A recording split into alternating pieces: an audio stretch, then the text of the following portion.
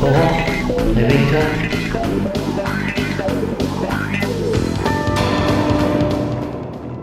Aurore, réveille-toi.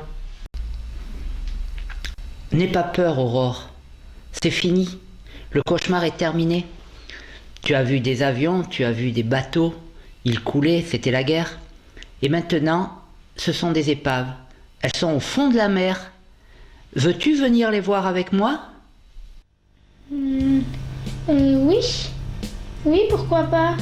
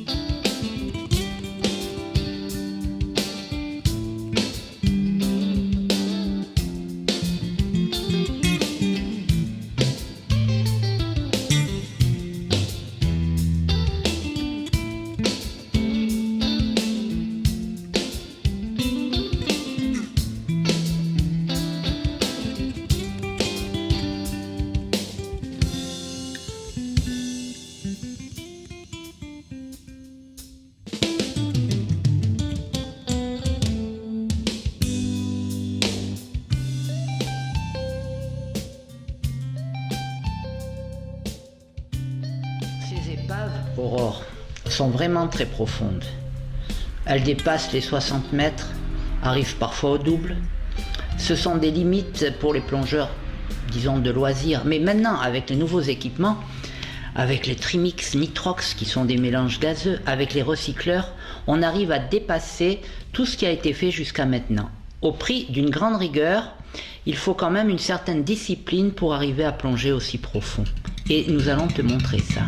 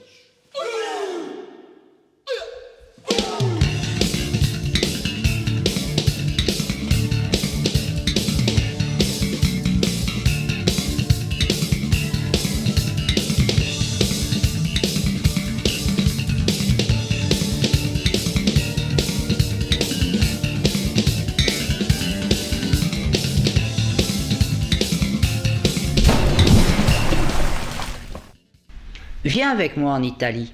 On va aller voir un cargo, il s'appelle le Tirpitz. Il est énorme. Au large de San Remo, en Italie, repose sur le flanc l'épave impressionnante et très bien conservée du Tirpitz. Lancé en 1921 au chantier allemand Flensburger Schiffsbau, ce cargo mesurait plus de 140 mètres de long et 18 mètres de large. Malheureusement pour lui, il coula sur une mine le 23 juillet 1941.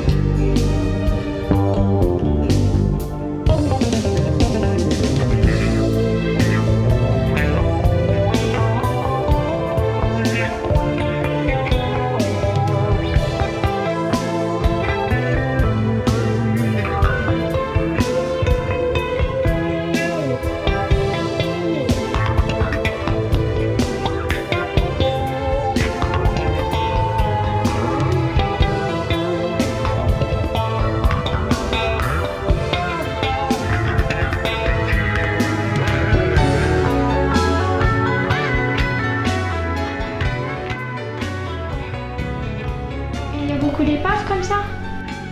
Par exemple, tiens, nous allons voir le remorqueur, le Sally of New York, très sympathique. Les YTL étaient des remorqueurs américains de la fin de la Deuxième Guerre mondiale. À la fin de la guerre, ce remorqueur, le Sally of New York, fut laissé à la France et vendu à un armateur. Devenu Cap Gros, il fut utilisé jusqu'en 1994.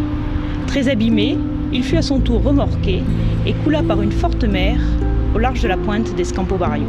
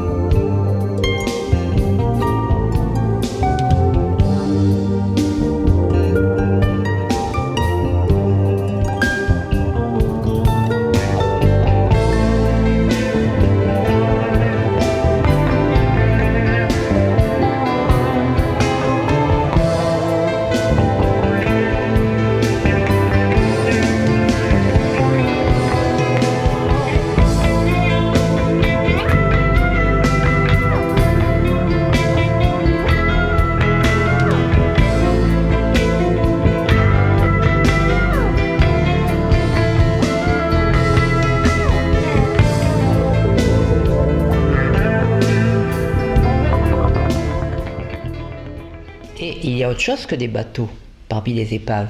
Il y a aussi des avions. Plusieurs milliers d'appareils ont été utilisés dans le sud de la France par les Alliés et les Allemands lors de la Deuxième Guerre mondiale. La Provence a été en particulier le théâtre de violents combats aériens lors de la préparation du débarquement américain.